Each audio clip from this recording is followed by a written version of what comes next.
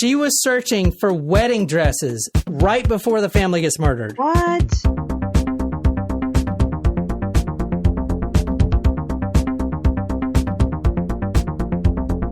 Well, before we get started, though, we do have some very important business to discuss. Do we? Which is our faithful and loyal Patreon subscribers. We got a couple new members join the Patreon page just this week alone. So wanted to do a little bit of a shout out for these guys. Absolutely. Let's see. Let me pull this up here. We've gotten 3 new ones to shout out.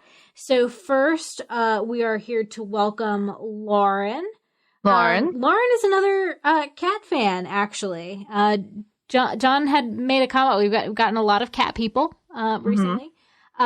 So there's nothing wrong with that, John. No, we're learning to be more cat tolerable on this podcast. So Lauren says, "Oh, go ahead." Well, I already was cat tolerant. I probably wasn't as much. John definitely. Well, I would say John was actually probably more tolerant than me. Yeah. Really? Yeah. So Lauren says, "Hey guys, I'm super excited that I was able to support y'all. I love your podcast and I literally scream at my boyfriend when there's a new episode. Just a little about me. I'm a nursing student from KC and I have the cutest cat. I always listen to your guys' podcast whenever I need a study break and all your humor helps me relax. Please never stop making episodes." Oh, thanks, Lauren. Are you from Kansas City, Missouri or Kansas City, Kansas? I'm asking. I know she can't talk back to us yet, but she'll let us know. I was like, I don't know the answer to that, Jen, but hopefully she'll find out. So that's Lauren, another taco, and then Shelby. Shelby, her post actually, she wrote us a separate post, and it made us laugh quite a bit. So, hang on, let me pull it up. So Shelby says, "You guys are the best. I started listening a month ago and have already listened to all of your shows. I listen to you guys every Wednesday morning when I get ready for work. And then I tell my team about this week's murder, which I probably enjoy much more than they do. I just joined to support you all, but I'm a small taco because I'm also broke taco. You keep doing you." Shelby, we relate to that very much. We're also broke tacos. Yes. That's why we have a Patreon page. Yeah. And then last but certainly not least, we have another Grace that has joined our presence, and another cat person. Grace says, "Love your podcast and how awesome you are to your listeners. Thank you, Nicole, for answering my question on Facebook. Happy to join Patreon to support you guys. I just wish I could afford to give more. Have a great holiday." And Grace's question, by the way, John, make sure I got this right. So she had asked what book you were reading for the Green River Killer, and it was something evil, and I said I'm pretty sure it was The Evil That Men Do. The Evil That Men Do is the book that I pull a lot of the psychology stuff from, like trying to get into the mind of it. For that episode, I read the book Chasing the Devil, which was actually from Sheriff David Reichert. He's the one that caught the Green River Killer. But the book that you're referring to, The Evil That Men Do, is from Roy Hazelwood, which is a very famous FBI profiler. And he mentions the Green River Killer numerous times in this book. So I kind of combined them. I would definitely recommend anything from Roy Hazelwood. But if you really want to get in psychology, you probably heard of The Mind Hunter on Netflix. I think it's on Netflix. Mind Hunter. Yeah. This is a good book, The Evil Men Do, but the one I'm reading now is very, very entertaining. It's really well written. It is from the guy, John Douglas. Now, he was friends with Roy Hazelwood, and they pretty much invented the whole behavioral psychology unit at the FBI. But his book is called, he's got a lot. The one I'm reading now is called Mind Hunter, and it is phenomenal. In fact, some of the episode psychology for tonight I pulled from that book because, they basically invented the behavioral psychology for the serial killers. But yeah, what you're talking about is The Evil That Men Do. It's a really good book. I think it's on Kindle for free. If not, it's like $10. So it's definitely, it's good to have on the bookshelf. Nicole, where are we going? I'm going to say Texas. Jen, where are we going? New Hampshire. So we're doing a 2-parter episode today. Because of the length of it. Yeah. So it's a big one. Your mom would like this, Nicole. Is it a culinary murder? No, it's not a culinary murder. Like, where are we going with this? Like, someone murders someone in a chef's kitchen. No, a direct level sales marketing person is murdered. Oh. Someone that works for Thrive Level, LE-VEL. That's Thrive Level. Level is the company. And I think I think Thrive is a part of Level. It's a multi-level marketing thing. Mm. You know, Jen, you know what that is, right? Yeah. Okay, so we're going to be talking about that. That's why I said your mom will like it. She probably knows the people. Anyway. It's a completely different company. Yeah, but she's heard of this. I promise you she's heard of this.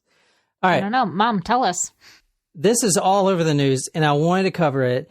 This story is not Christmas related, and it may make you lose faith in humanity. Oh. But well, doesn't every podcast cover that? But it's not gruesome, but something makes us really just all right, let's just get on with it. Okay. So we're going to Colorado tonight. Ooh. Oh, okay. I've never been to Colorado. Really? Me either. That's where they smoke weed. They smoke weed in a lot of places. Yeah. They smoke weed everywhere. It's just legal there. Yeah. Also, it's legal here in Massachusetts. Mm-hmm. Are you high right now, Jen? No, I do not partake. Oh. Can you bring some home? No, because I'll get stopped by TSA because it's that would be a federal offense then, crossing the state lines. Yeah. All right. Anyway. All right. We're going to Colorado. I've never been to Colorado. Me either. I know it's beautiful from what people say. It's too damn cold for me. If we have any tacos out there that are in Colorado, well, you probably know this case if you live in Colorado. You definitely know this case. So we'd like to hear from you. But tell us about Colorado. Do you like it there? Do you not? I hear both things. I hear people love it. I hear people don't like it. I don't know. I'm a beach person. You find me at the beach. There's no beaches in Colorado. Yeah, I would never live there. Yeah, I can't live somewhere where there's not a beach. Agreed. So we're going to 2825 Saratoga Trail. This is at 1:40 p.m. This is from a police body cam. I guess the police are wearing more of the body cams now, which I think is really smart. You mean with? Yeah, so they actually wear it's like, I guess, a GoPro or something. They wear it on their vest. Yeah, so this first video is from a police body cam. How you been? Hi. You Nicole? Yes. Okay. What's going on? So my friend, This is Nicole Atkinson and her son. She is friends with... That's her son? That's her son, yeah. He's got like a pretty sweet mohawk. You'll see it. But he looks like she's not much older than him. Agreed. Well, that's a good thing. Well, that means she must have been very young when she had him.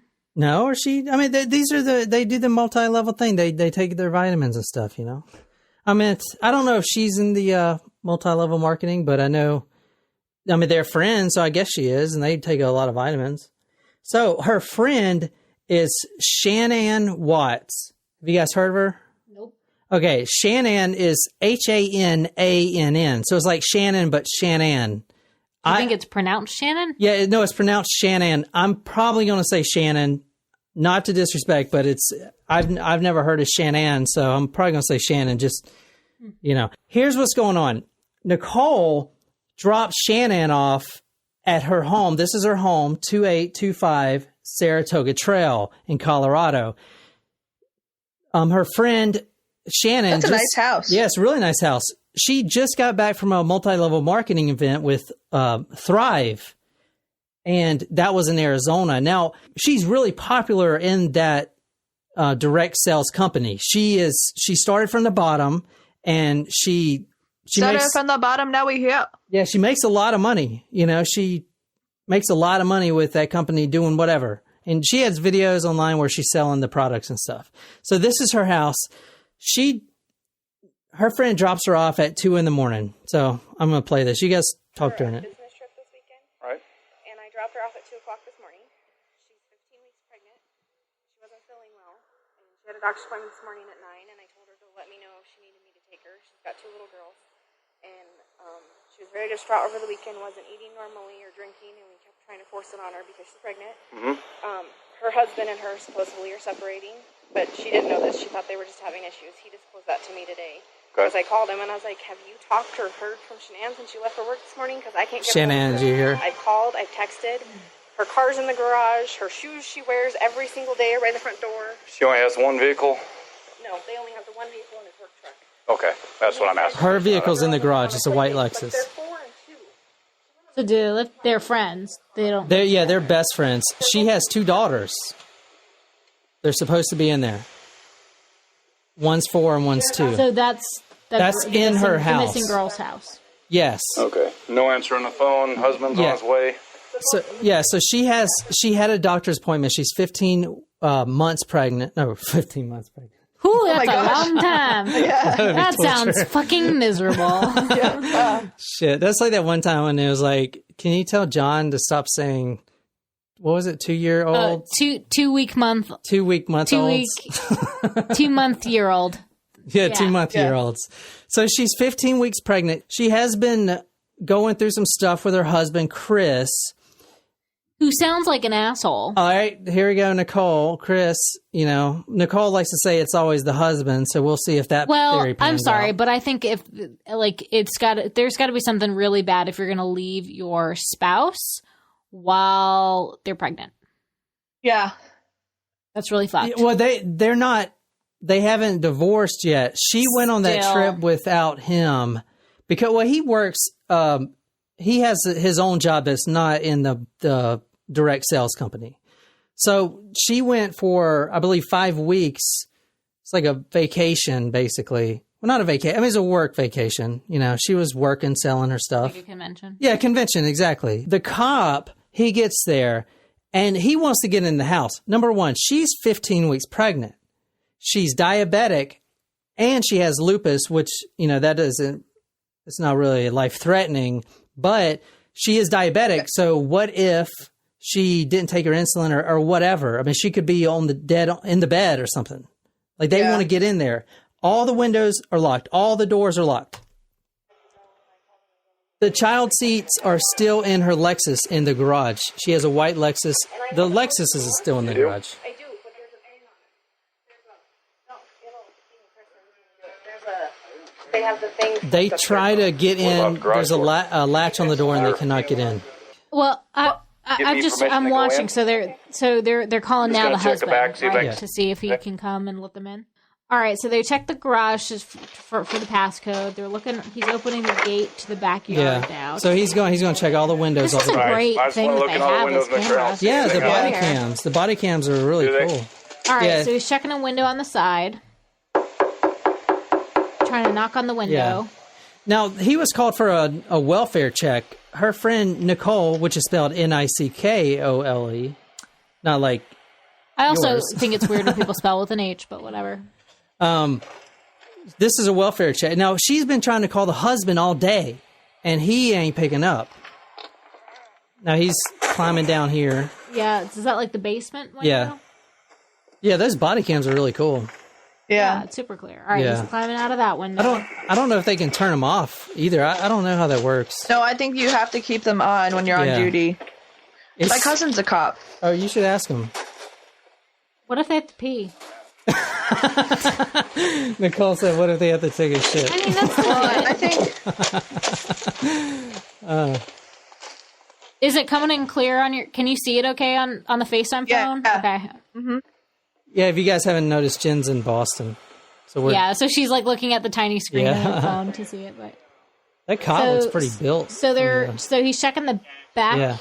So that's the neighborhood. Porch. Yep. I've got to have more unless I get consent from him to go in. Nice, big old home. I think it was 5,000 square feet. Wow.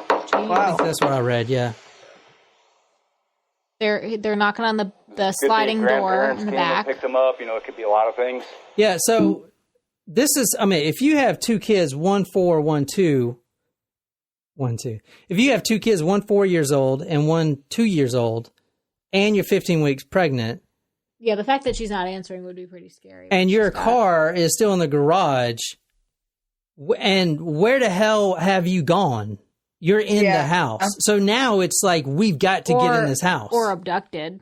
Or abducted, yeah, exactly. But that would mean the kids had to be abducted. And also too. Everything is still locked. So that'd be unusual too. No. I mean, if I saw her laying on the ground, something like that. You saw signs of a fight or anything?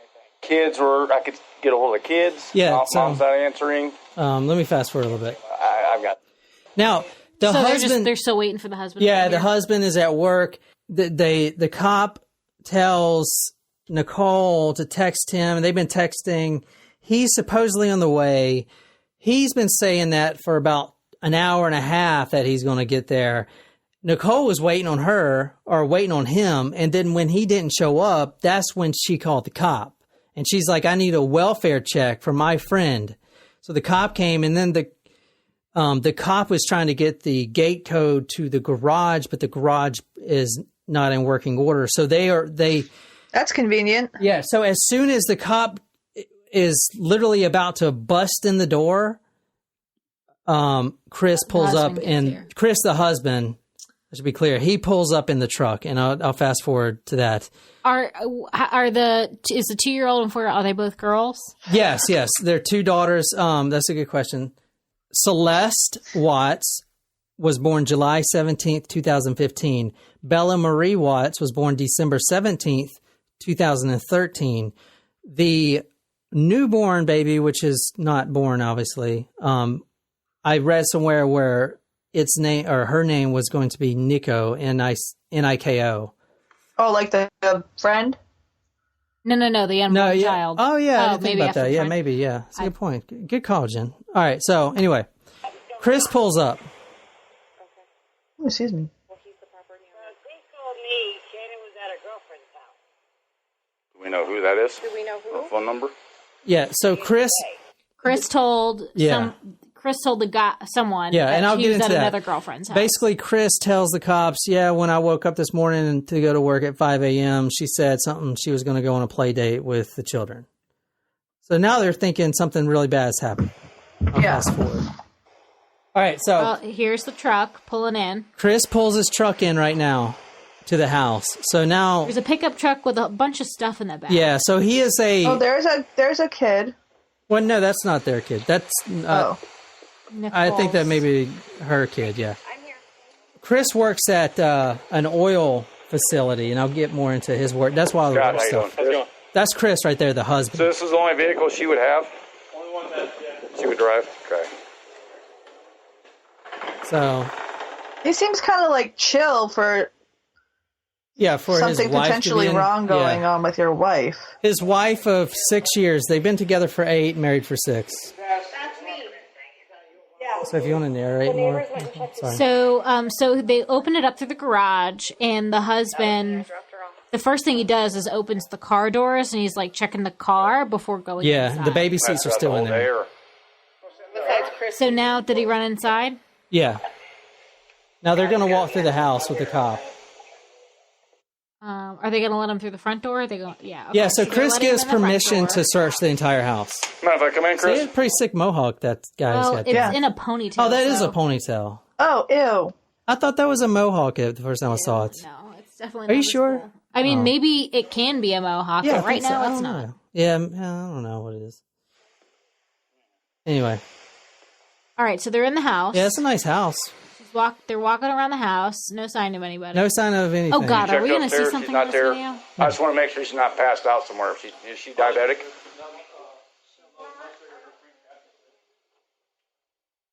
They're walking around. You mind if I look around? Go ahead. Thanks. There's a dog barking. Yeah.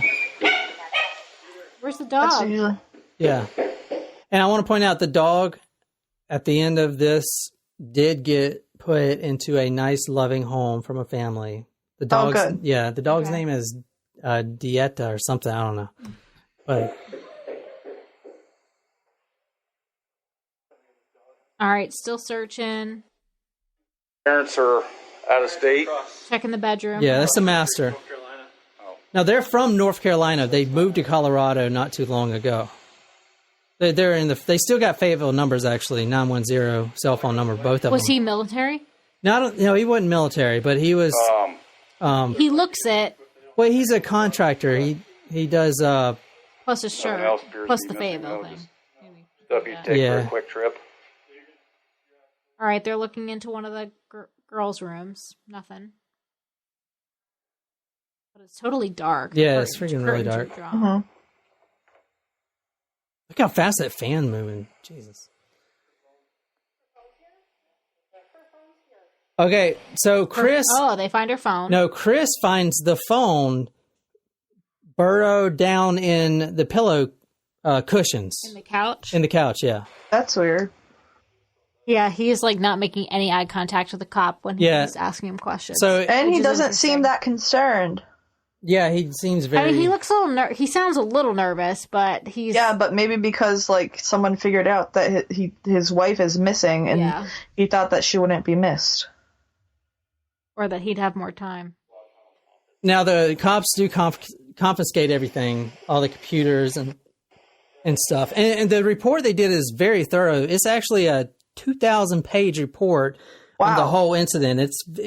I'll put a link to it. You can download it. It's very thorough, and they did a wonderful job. And these Colorado cops are on point. I'm telling you that right now. They did not mess around with this case.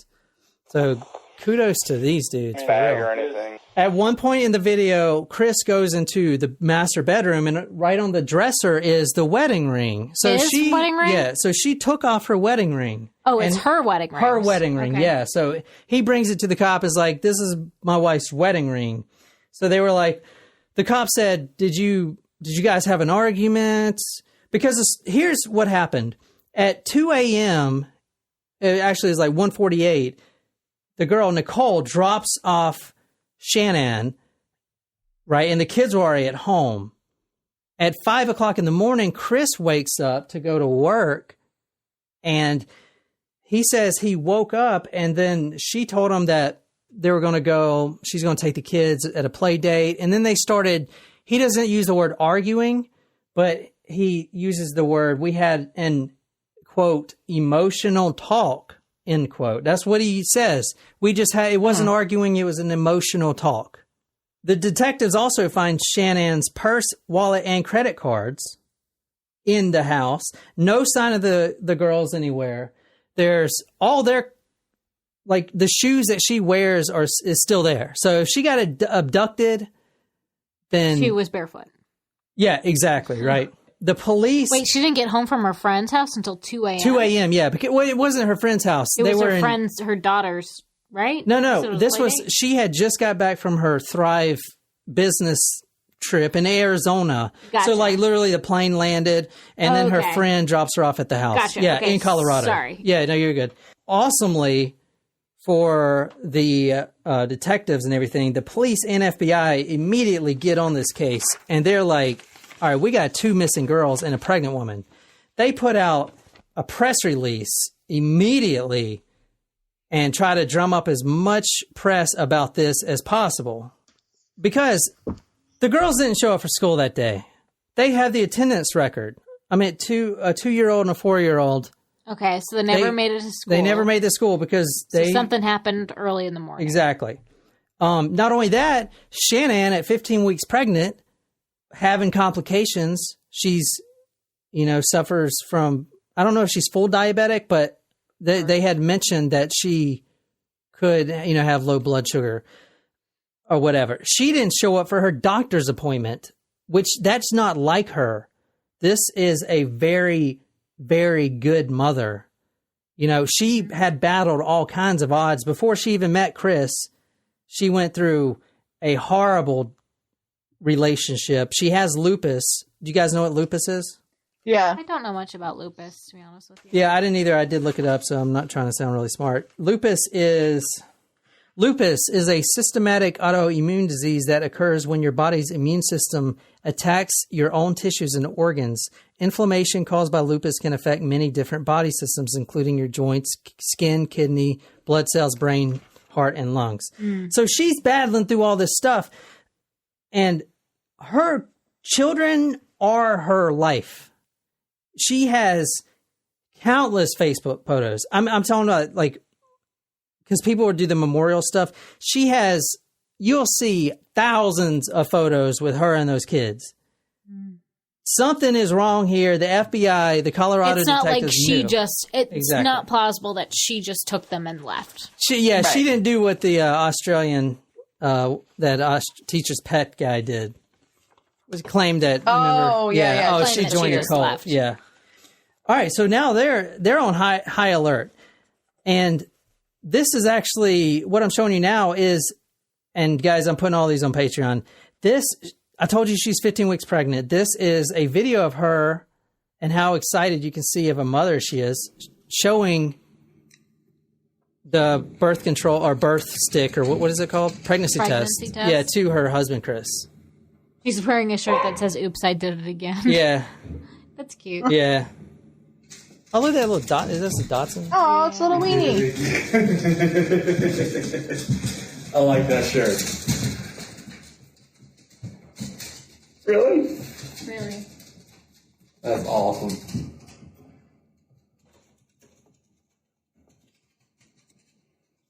So pink means...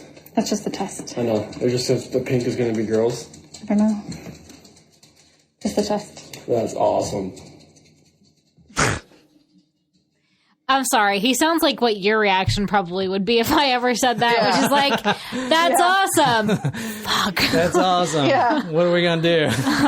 What's the plan? Right? Like, he did not seem all that excited. I mean, he was like speechless, but he didn't seem like the speechless that was like, oh my God, yes. I'm like, I have nothing else to say. I'm so excited. Yeah. He just, it's also his, on the other hand, it's also going to be their third kid.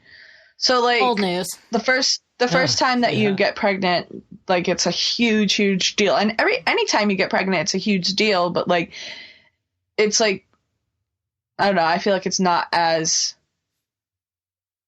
special. No, I'm not going to say it. I don't know. I just feel like it's a different kind of reaction than, like, you know what I mean? Well, it's like that Scrubs episode when Turk... like, everyone asks him when he is having a second baby, like, oh, is this your first? And he starts eventually telling people, yeah, it's my first, because people weren't getting as excited for him.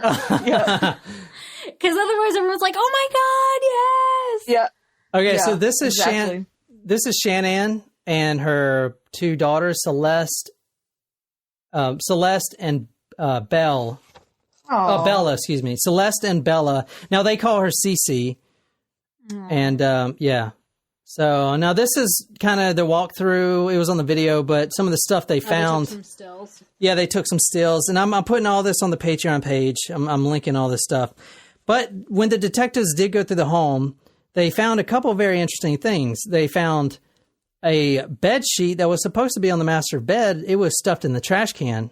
That's weird. Yeah, that is kind of weird. They also found the master bedroom was. All the sheets were torn off.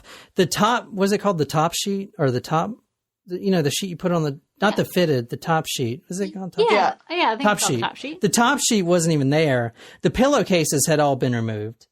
Is that blood? No, that's not. But it's just a bag. Oh, this is all the evidence they found. Chipotle. Yeah, Chipotle. Target. Yeah, so they just took everything they could, and they did a fantastic job. That's a lot of shoes. This is without a search warrant because... Wait, whoa, hang on. Yeah. Go up. What is... Oh, yeah, these are the pillowcases. Good call, there's something on there. Yeah, they got to take that to the... see. Yeah, so it's just the pillowcases. Something I just can't see what's on it. It's like a very light stain. Yeah, the pillowcases were... What's the book?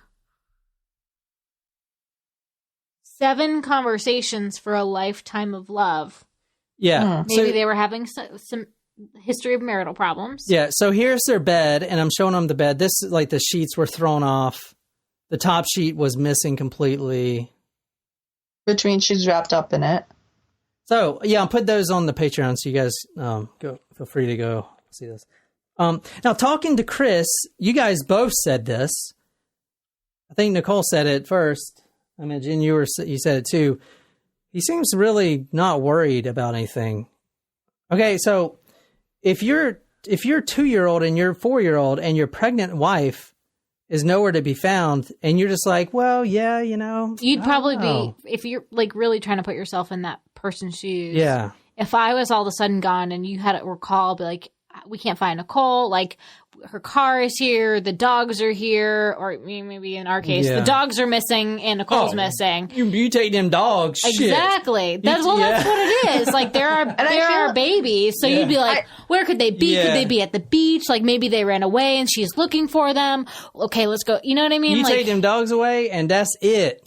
Well, the thing in is, this scenario, we're all dead. So, and this, in the case, like, even if you are having marital problems and like your wife is missing and you're not like that concerned, like his children, like and like you said, they're babies. Yeah. It's not it's not like they're a 13-year-old. Oh, she could be at like Susie's house, like, they're over either studying, at school like or with her mom. Like they're babies, and like he shows no signs of concern, like for them. Even like I said, even if you're upset with your wife or you want to leave your wife or you're done with that relationship, like those are your children. They're like, like that's terrifying. Like I can only imagine, like. Yeah. And the very interesting thing about having this video is that you could see when that police officer was asking those questions, he would not look at them. He was like looking away when he was answering. I wonder if he knew that he had a camera. Are they? You need to ask your cousin. Their body cams are visible. They're right in the center of the chest usually. But he was not looking at that guy at all. Looking away purposefully, or he would like glance at him and then look away. So he like made it seem like he was making eye contact. And when he first came to the house, like he shook the cop's hand and then like went to the garage, like not even like, oh my gosh, like what's going on type of thing. Like he just went to start to like, you know what I mean? It was just very strange. I mean, because all right, I don't obviously have any. Well, let's say my dogs, right? Mm-hmm. Are you, Nicole? Mm-hmm. If something happens, you see how slowly Chris pulls his truck up and then he kind of gets out. I would have pulled in so fast the mailbox would have been down the street. Right. Mm-hmm. I mean, I would have been, what the fuck's going on? Or you, like, in terms of, calling as soon as you probably would have called me every minute. Oh, yeah. There would be 300 missed calls on my phone. You know what I mean? Yeah. And that's usually only if I'm hungry.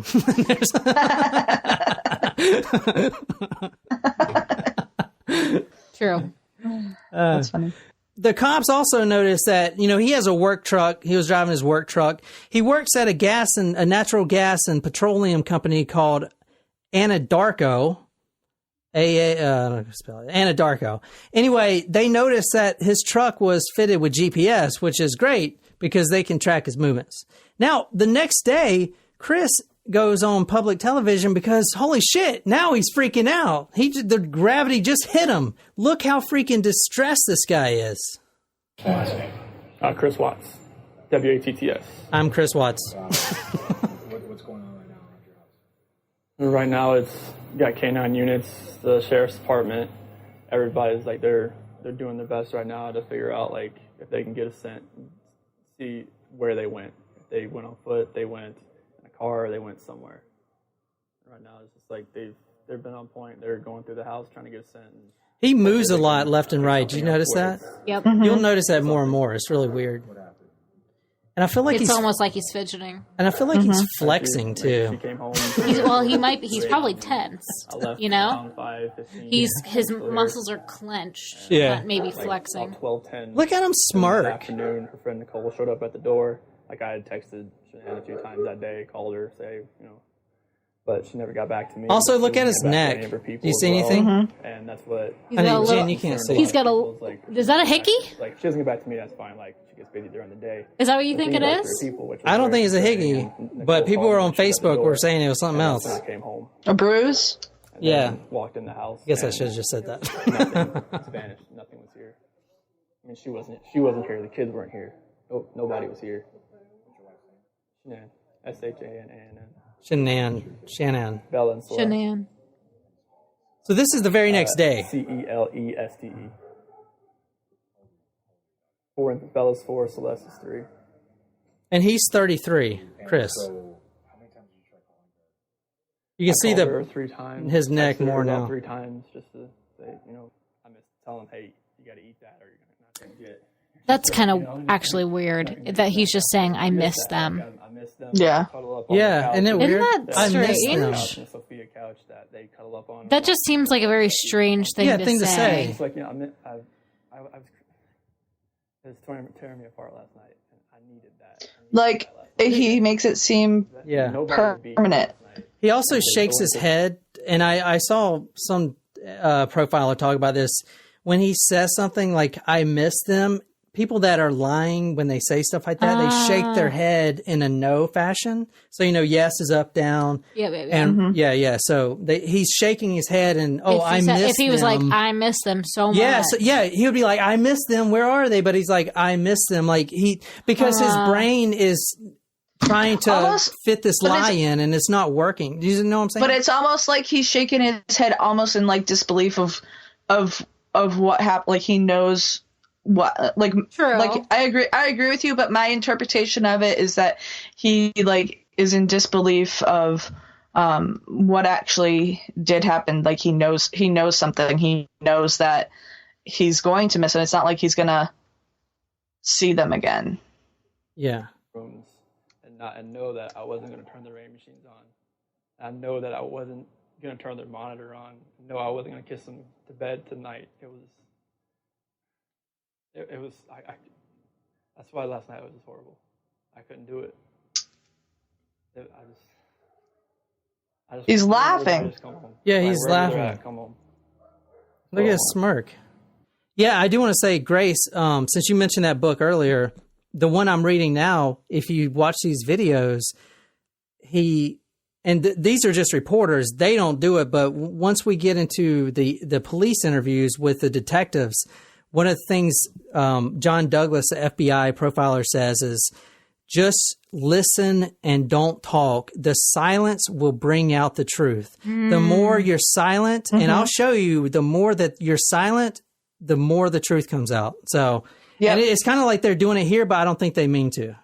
That's interesting. That's very pertinent to my job in HR. It's like there are certain things that you think are going to be hard to do, but as like it turns out, you really don't have to say too much or ask too many questions. People just start talking. Yeah, and all you have to do is, yeah, tell me more. Yeah, it's just like that's just like with counseling too. Yeah, like you listen. The biggest thing is you sit there and you listen. You have to actively listen, and you don't want to. They say you want to talk about half the amount of time as your client. I would say at least even less. I left work early that morning, like 5:15, 5:30. So like shoot. Well, he told the cop he left at 5. Now he's saying he left at 5:15, 5:30. Barely. His GPS says he left at 4:48, I believe. So. His stories. Barely gotten into bed, pretty much. Look at him leaning back and forth. That's also a big difference. Like I leave for work the same time every day. You know what I mean? Yeah. Like mine doesn't vary 40 minutes. Mine might vary a half an hour max if I know I need to be somewhere early. But generally, I'm within a 15-minute window. Yeah. If they're not safe right now, that's what's tearing me apart. So he's pleading for him to come back. But if they're not. This has got to stop. Like, somebody has to come forward. Yeah, he doesn't know whether he should, like, plea for somebody to return them or to ask for her to come back. And Bella, Celeste, if you're out there, just come back. Like, if somebody has her, just please bring her back. I need to see everybody. I need to see everybody again. This house is not complete without anybody here. Please bring her back. Bring back my babies. That's what he said. What do you guys think? He's innocent. Let's let him go. Yeah, right. What do you think, Jen? Jen, do you think he's innocent? I think it's hard to tell at this point. I think that part of me says he's guilty, but the other part of me says he's innocent because you're setting it up like he's guilty and he's innocent. So I don't even know. So you think I'm making it? You think I'm No, the way that you're framing the story. You're trying to throw off the scent. Oh. Yeah. By portraying him as the killer. Oh, okay. All right. Yeah, they're a great looking couple. I mean, I'll show you the Facebook profiles later, but I mean, there's pictures of them doing all their photo shoots. I mean, they're a great looking couple, you know, and she makes really good money. I don't think he does. I know at one point they were both struggling. They were making like maybe $90,000 a year with the babies, and that's not a lot with 2 kids. Yeah, that's when she went into the multi-level marketing. Now, this is the next day he does this. The police were like, "All right, Chris, you're the main suspect. You need to come in. Do you agree to take a polygraph test?" And he's like, "Sure, yeah, anything you need, anything you need." So he goes in and takes a polygraph test. Now, here's a video of taking the polygraph test. Oh, yeah, I know. cool. I've never seen like in action. Yeah, in action. Now the Colorado police, man, they do it up. Yeah, they really documented all this. The whole interview lasts about 5 hours. Obviously, I watched it all. Oh my God, did you really? Yeah. That's what you were doing today. No, this is Were you yesterday. watching it in the tub? Is that what you're doing? No, this is yesterday. Oh my gosh. Now, it was conducted by Agent Tammy Lee, and she does the polygraph, and she's also the interviewer. And she and the other detective do a phenomenal job. So if you guys ever hear this podcast for some weird reason, kudos on you and the entire police force behind this one. Colorado, you guys got it going on. That's all I got to say about that. All right. Do you know where Shanann is now? No. What's up, Jen? Is he lying or telling the truth? I don't know. We need to get this polygraph program and hook ourselves up to it. So, what happened, guys? Did he pass or did he fail? You tell us. What do you think, Nicole? I think he failed. Jen, what do you think? I think he passed. Okay. So Chris actually failed his polygraph test. They say instead of fail, it's you showed some deception. The detective, the one that gave him the polygraph test, comes back and said, "Listen, you failed miserably. You need to tell us what's going on." And then he was like, the interview goes from a 2-hour mark to a 5-hour mark, and one of the detectives says, quote, "It doesn't look good. Your story doesn't make sense." Okay, the detectives, they know that he did it. And this is where they're silent a lot. And I'll put the interrogation video on our Patreon, but they kind of bring out the truth by just staring at him. And literally, I was laughing. I was watching this last night and I was laughing because it was literally like they would just stare at him for like 2 minutes. And it was so awkward. But then he would start talking and digging himself even more of a hole. Now, another thing, Grace was interested in the book. I'll point one more thing out. John Douglas, the FBI profiler of the book I'm reading now, says a tactic that they use because, all right, I'm going to just tell you, he did it. They know that. Everyone knows that, but he ain't saying anything. Mm-hmm. Now, a tactic that they use, and they use that here in this interview, is because Chris right now has nowhere to go. He can't go anywhere. He can't get out of this. So what they do is they try to give him a lifeline by casting some of the blame on the victim. Now, this is an FBI tactic.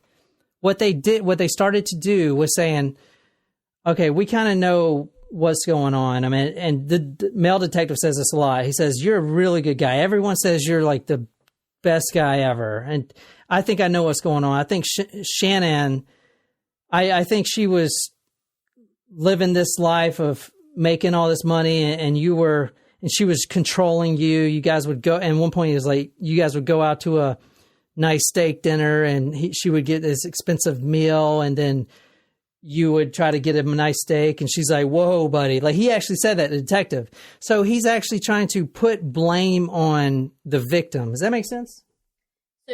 Because she belittled him because she was the breadwinner? No.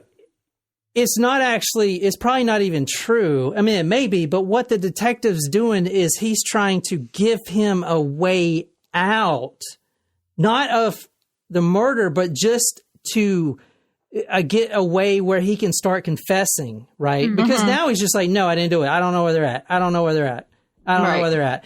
And then they're like, well, your wife was controlling and all this stuff. And then more and more starts coming out. You know what I'm saying? So it's almost like it's crazy how they do it. Could that be hurtful to the defense No, to the prosecution though, like if his defense were to say like, well, she did XYZ and it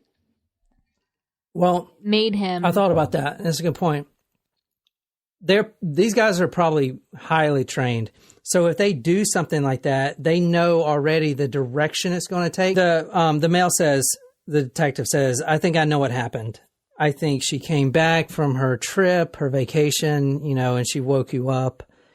You guys were having, from all your records that we've been finding, financial problems. You've been having marital issues and stuff like that. Here's what I think happens. I think she flipped out because she's on all these meds, and I think she lost control and maybe did something to the children. Like, did she do something to these children, and then you tried to cover it up because you had, you know what I'm saying? It's kind of getting him inching out of his no stage and into more of a, okay, maybe I can get out of this whole thing. Does that make sense? Oh, right. He's trying to place the fact that she murdered, like... Yeah, but they have to be very careful. But you'll see, if you watch the interview, they direct him to where he wants to go. They do a fantastic job. Anyway, his dad comes down. He flies down to Colorado, and the dad is in the interview room. Now, they completely leave, and his father comes in there. He says, here's what happened, Dad. Shanann came home 2 a.m. We got in an argument, and then she just flipped out because she's just crazy. And then I walked into the room, and she was choking my daughter to death. Oh, my God. So I looked up, and my daughter was dead, so I killed her. I killed Shanann. That's what he says to the dad. But it takes the dad to get it out of him. Was the dad working with the police? That conversation. Did he? Well, they just want to know what happened. I mean, you kill your wife.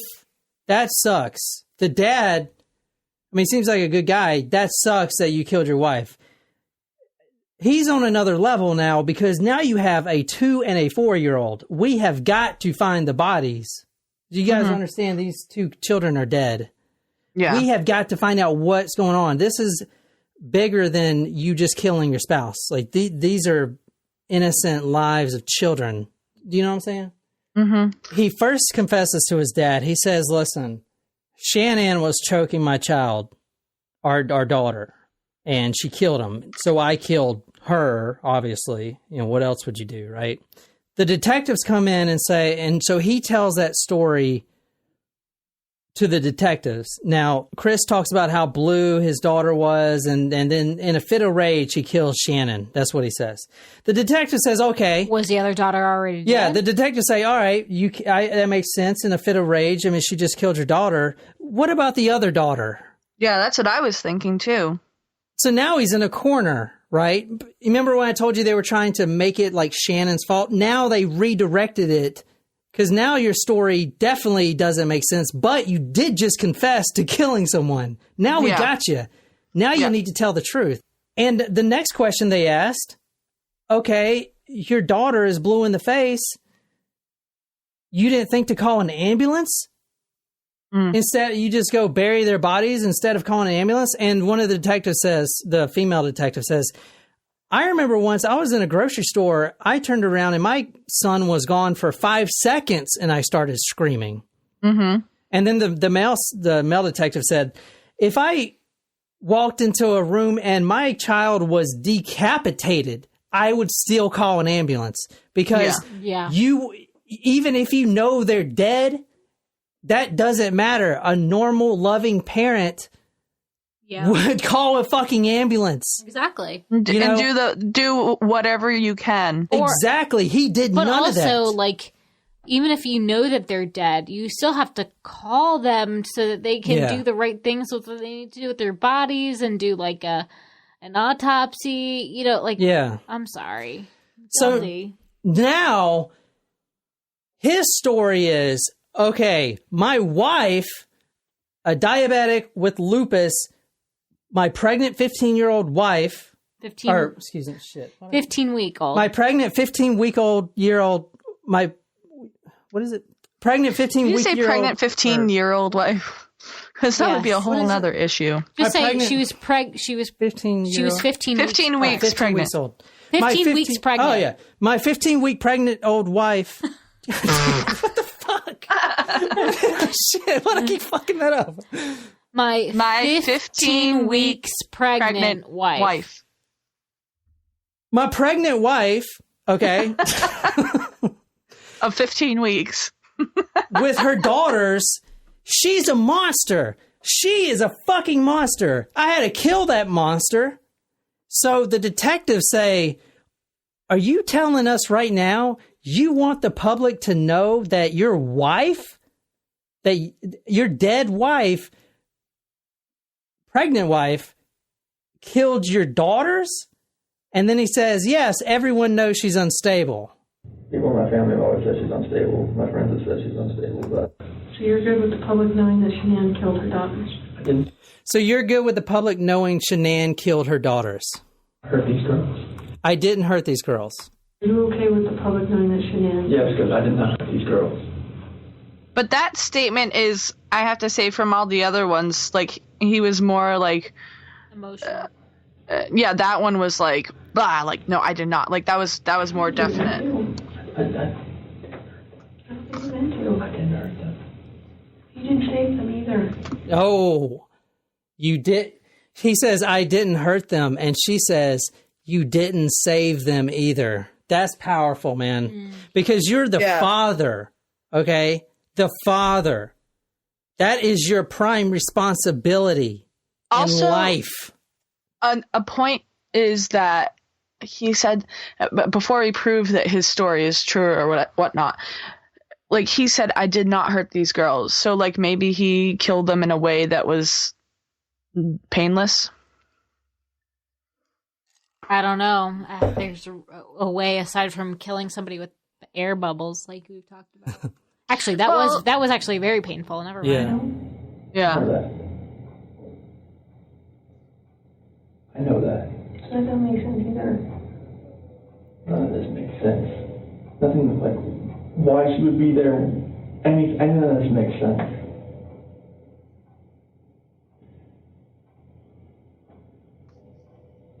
Are you sure Shanann didn't touch you? No, my God, no. See, they're trying to give him a way out.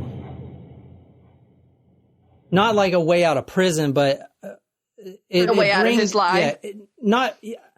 A way out of the hole he's in, but it still gets to the real truth. You can tell that's what they're doing. They're really good at it. Because you can imagine that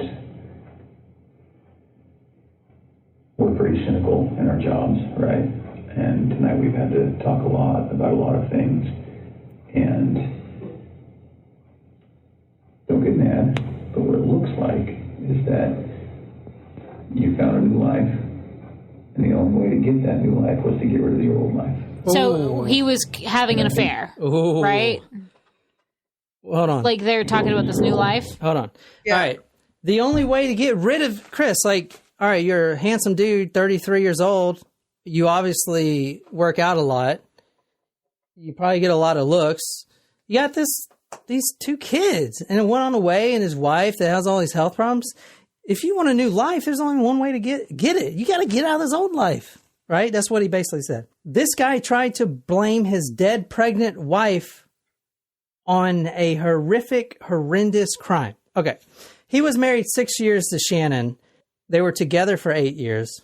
During this interview, they asked him about some emails that the employer, the oil company, found that was to another employee, and her name is Nicole, also Nicole, just like you spell yours, Nicole Kessinger. They began communication June 2018 is when those emails started, but not very long. Yeah, it's only 2 months. Exactly, but in September of 2017, because they checked her emails as well, she searched on Google Shanann Watts, which means she knew before they started sending these love emails, and some of these emails are very graphic, and then they eventually got a whole affair going. Now, he doesn't want her name out there at all. So wait, Nicole was Googling Shannon's name. She wanted to know all about his wife. Yes. That's creepy. That is creepy as shit. Yeah, I'm telling you. All right, guys, this is where I'm going to stop today's episode. Be sure to listen to part 2 on Friday. I'm going to put it out, or go to the Patreon page. It's on there now if you guys want to hear the rest. We're going to be talking about the Mistress, Nicole Kessinger, the one that knew this guy was married. This guy has kids. They spend 5 weeks together while his wife is at home. And I'll show you messages from his wife saying, we need to work this out. We need to do something. I feel like you're getting distant. And he texts every once in a while when he's not screwing this girl. I want to say, if you want to read this headline, Nicole. See photos of monster Chris Watts and Mistress, who searched for wedding dresses day before murders. Oh my gosh. She was searching for wedding dresses days before. That's her right there. That's the Mistress. Wow. I mean, they were public. Yeah, they were public. Photos. That's her out there. Was this on like a social media site? What? No, these were. Is that her with his kids? Or is that Shannon? No, that's Shannon. I guess I'm getting confused on whose pictures of who. Okay, so I'm going to tell you all about Nicole Kessinger. I'm telling you that right now. She also, on the day before the entire Watts family, or the day before Shannon and the daughters disappeared, she searches, quote, on Google, quote, how to prepare for anal sex. Ew. And then she follows up with that by watching many and many Pornhub videos detailing the act of anal sex for hours right before the family gets murdered. Yes. On top of that, days before they're murdered, she searches for wedding dresses. This girl, Nicole Kessinger, knows, without a doubt, she knew last year. Maybe she didn't know at first, but she knew that they were married. She knew about the kids. She's a homewrecker. Yeah. I'm not saying that she had anything to do with the murder, but I am saying anyone that searches wedding dresses, they had a plan. Know that she's going to be married to him. Yeah. They had a plan. Yeah. Right. That's awful. Listen for the part 2 if you really enjoyed this. You guys want to say anything? Sign us out? Well, let's get started for part 2. Let's go.